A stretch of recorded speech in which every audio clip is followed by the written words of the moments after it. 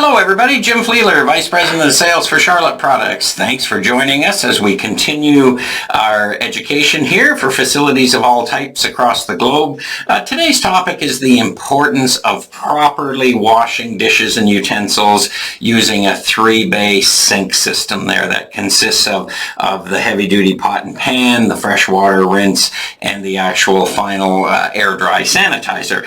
We suggest after watching this you revisit the process in your particular facility, and obviously if you need some support, we're here. Just request it accordingly, and either your Charlotte rep or any of our many distributors across North America will be able to consult with you and help you make sure you're in regulatory compliance. So as you can see on the screen here, that's a typical setup there using our ServClean dish, heavy-duty pot and pan, and our ServClean sanitizer as well through an actual wall-mounted dispensing system there as well. So let's talk about the critical importance of food safety. I mean, number one, if you're any type of facility that has engagement with the public, I mean, you really need to make sure that you're taking care of their best interests. I mean, foodborne illnesses, E. coli, salmonella, that's just a few of the common words that are at risk.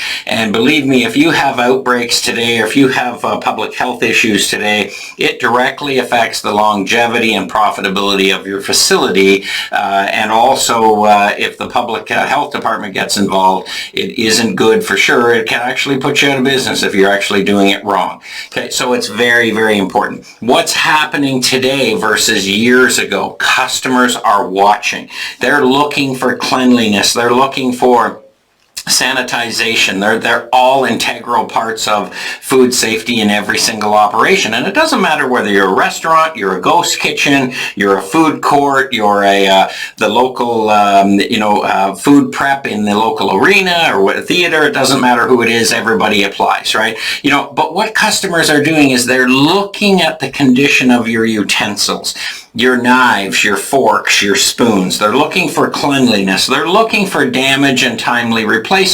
And if you receive a bent fork as a part of your, your food experience there, it sends a negative vibe through there. So my one recommendation for you is to look at the condition of those, and maybe it is time for a replacement. They're looking for the clarity of your glassware, making sure it's spotless. There's no streaks. There's no white film and things like that. There's no chips, cracks, and things. Porcelain fade on your china and porcelain dishes. If the coating is worn and you're seeing that gloss bleed off because they've just been used too much, heated too much, microwaved too much, whatever it may be, chips in them and food residual, and that's an absolute no-no.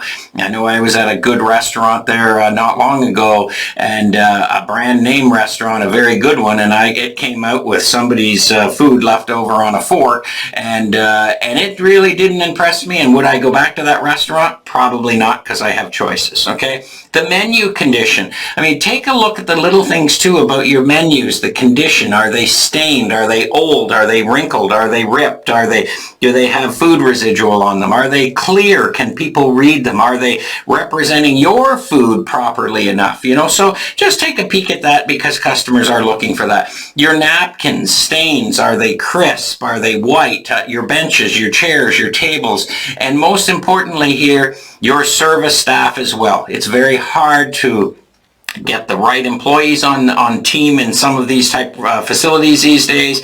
The attitudes and their lack of pride. Customers demand better today, and they will shop and they will do business with facilities that are actually doing that. So just a little opening note on tying in the importance of properly doing your dishes and verifying. Okay, let's talk about air care a little bit. Okay, it's the first impression that when a customer walks in your food facility, whether it's a restaurant, whether it's a theater, whether it doesn't matter what it is, serving food, and it's really, if they're introduced with a nasty, unpleasant odor, maybe a foul odor, will your facility pass the sniff test? Okay, and that is, if it smells bad, it's deemed as bad and unsanitary and maybe not as clean as it should be, and they may shop there, or they may eat there, the one time out of convenience, but seldom will they ever return. So So poorly operating HVAC systems are a direct reflection of this and cause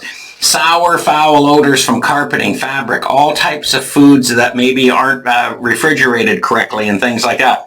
Air care is critical. Just don't think about the 3-bay sinks, and we will in an upcoming session talk about air care there. You know, foul, stagnant, offensive odors are not acceptable anymore. Even your outdoor patios and waiting areas where people are waiting for a table to become free, I mean, make sure those areas are clean. Make sure that the washrooms, the outdoor dumpster areas that are in the area in around where a customer can actually see it, these are all areas of public judgment. They all surround air care, and we can help you with air care if that's something you want to improve or address, or just ensure that you're doing the right thing. Okay, floor care, a couple of real facilities here. Greeting your customers with dirty, dull, and stained floors is not acceptable. Slippery floors. There's some major chains across North America that have huge protein amounts, and I'll talk about chicken and ribs and fried goods and things like that are very slippery. There's a couple of them that the average age of the diner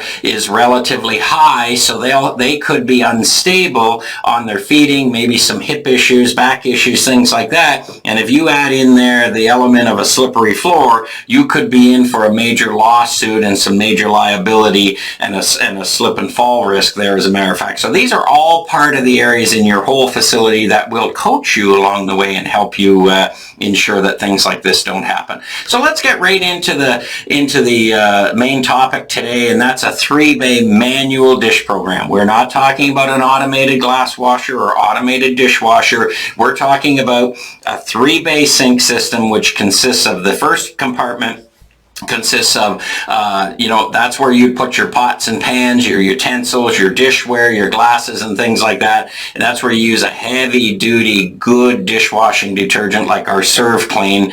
Then the second sink is for freshwater rinse, okay, and only a freshwater rinse. And the third sink there is a compartment for a final rinse sanitizer. So that's what we're referring to. That example of the picture on top is one of our posters that actually we supply at no charge, and we install them around your 3-bay sink systems, and they have all of the steps for the employees on how to properly wash the dishes and pots and pans and things like that. So some common misconceptions for sanitization, right? Everybody thinks it's a one-step program in a commercial kitchen, and it is false, right? It is not a one-step program. It is not a matter of adding a little bit of dish detergent and then giving it a rinse and then drying them. In a commercial kitchen, there are 3 steps, and that is the first one in those 3 bays, too, by the way, those compartments I talked about, is removal of the food debris and the soils and washing with a detergent in a water temperature of 110 degrees Fahrenheit, or 43 degrees Celsius. The second step, then dipping or rinsing it with fresh water to remove leftover detergent, residual, or food matter that's left. And then the third compartment is really soaking it in a food service sanitizer, respecting the dwell time, and ensuring you've got the correct ppm. Okay, that's a common misconception. If you're doing it in one step, there's actually 3 for you. We thought we'd revisit that. Another misconception, sanitized dishes should be wiped dry and stacked away promptly after washing. That is false, okay? We actually design an air dry final rinse sanitizer that when you take it out of compartment 3, you set it in the rack and let it air dry. Right? That allows it to air dry. It allows it to do the sanitizing that you're requiring it to do, and it also allows you to put it away when it's completely dry, not leaving moisture or anything on there that could cause contamination, and even from a towel or a washcloth in your process there. So follow the process correctly, and it will lead you to the exceptional end result that you need. Okay. Another misconception: washing dishes in a 3-bay sink guarantees exceptional results. No, it does not. That is false. There's several variables that'll play a role in your end result, right? That's number 1, the operator doesn't follow the local public health guidelines. Number 1, you actually have to follow those. 2, you don't follow the proper procedures. Or 3, you do not frequently check and measure the parts per million, in other words, short for ppm, of the actual sanitizer. Though you can have the best sink system, the best product in the world, but if you don't follow these three programs here, these three guidelines, then you're not going to achieve exactly what you want to achieve. Okay, the highest areas of failure: the detergent temperature falls below the threshold of 110 degrees Fahrenheit or 43 degrees Celsius, right? Try to keep that temperature up. Use a temperature gauge. Re-add hot water to it. Those are all ways that you can actually ensure that you're maintaining that temperature. ppm is seldom measured, right? Or the third compartment sanitizer is seldom changed. So once you actually put your food service sanitizer in compartment number 3, make sure you're frequently testing the ppm of that, okay? And what you need for ppm is determined on the product that you are using, and that will be on the label or on their product information sheet. Ours is clearly advertised there for you. And make sure that if it does become dirty looking or you're not achieving the ppm count that you need, flush that down and recharge the sink with a new fresh solution, okay? The other area of failure is you're not soaking the dishes for the required dwell time. Now, in a food service sanitizer application, this is generally 60 seconds or a minute. Some will vary a little lower, some will be higher. Ours is 60 seconds, so make sure you're soaking them for 60 seconds, right? You can soak it longer. You do not have to soak it longer, but if you do not meet that required dwell time, you will fail and you could have a possible problem with sanitizing, okay? The other thing, too, is the operator skips the sanitizer stage totally. So they'll dip their dishes, they'll brush them in the detergent, then they'll dip it in the fresh water sink, but then they totally avoid the sanitizer sink and go to the table or the rack and let them air dry. You should not do that. If you have a facility that only has 2 sinks, okay, I would recommend having Bay 1 as a dish detergent, Bay 2 as your fresh water rinse, and then I'd get a tub at the local store, lots of containers there. Make sure you've got your food service sanitizer in there. Have that on your table beside your 2 sinks, and then you could dip it and away you go. So it's not all about having to reinvest in getting new 3-bay sinks and things like that. You can improvise, okay? There's no question there. So what I'd like to say there is now we've got a short 5-minute video on proper washing in a 3-bay sink. And thanks for joining us today, but we just wanted to review a couple little areas of failures and improvement, and we'll go from there. So thanks for joining us. Stay safe.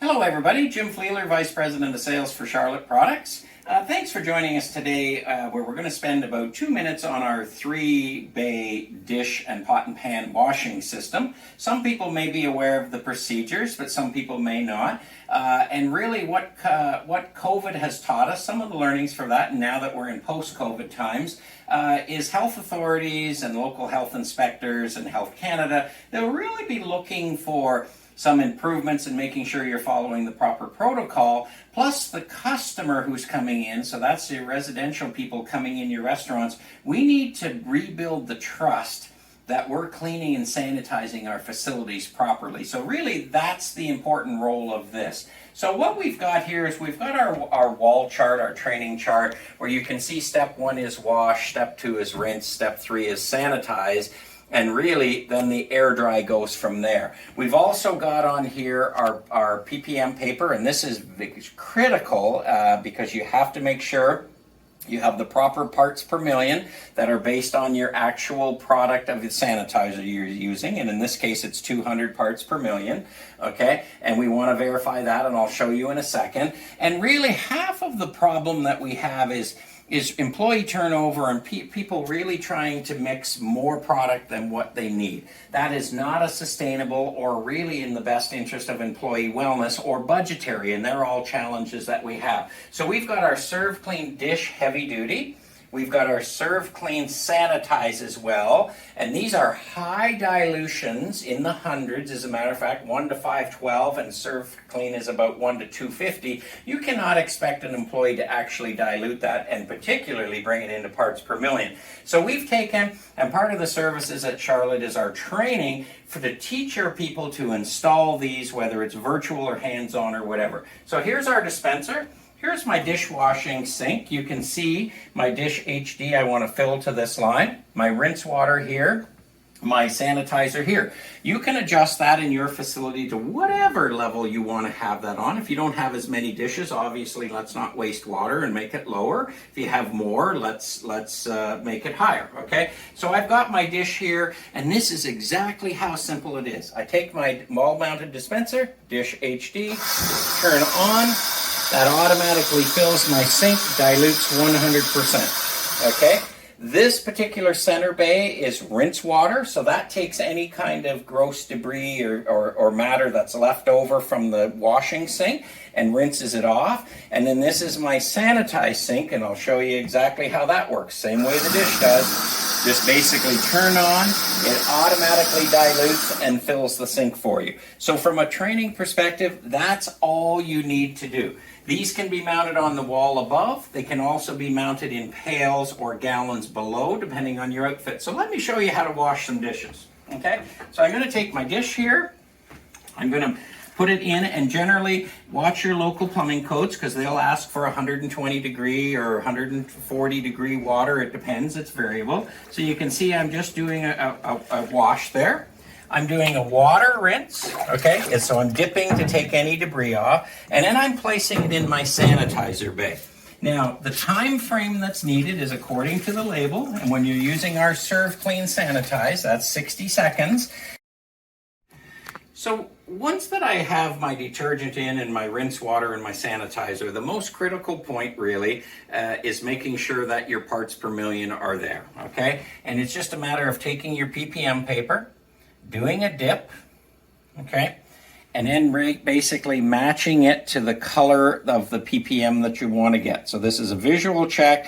It'll tell you and verify that you're within the standards or you're not, okay? If you're not, you obviously will maybe need to re-drain because you've expended some of the sanitizing strength from doing too many dishes, and refill, and that's all you need to do that, okay? So that is very strict, and the inspectors that come in will ask you to actually do that. So I've washed my dish, I've rinsed my dish, and then I've got my sanitizer, which is sat in there 60 seconds, and all I need to do is set it in my air dry tray and let it dry. That is it. That's all you need to do to use a 3-bay wash system in a legal fashion in any particular public facility.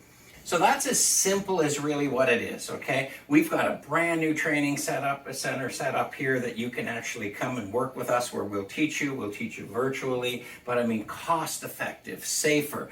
It addresses the fact of employee turnover and training and all of those things, and regulatory compliance, and really making sure you're sanitizing and cleaning the dishes for your public that's coming back into your facility, which rebuilds trust, which is really about long-term sustainable business. With that being said, for more information, visit us at charlotteproducts.com.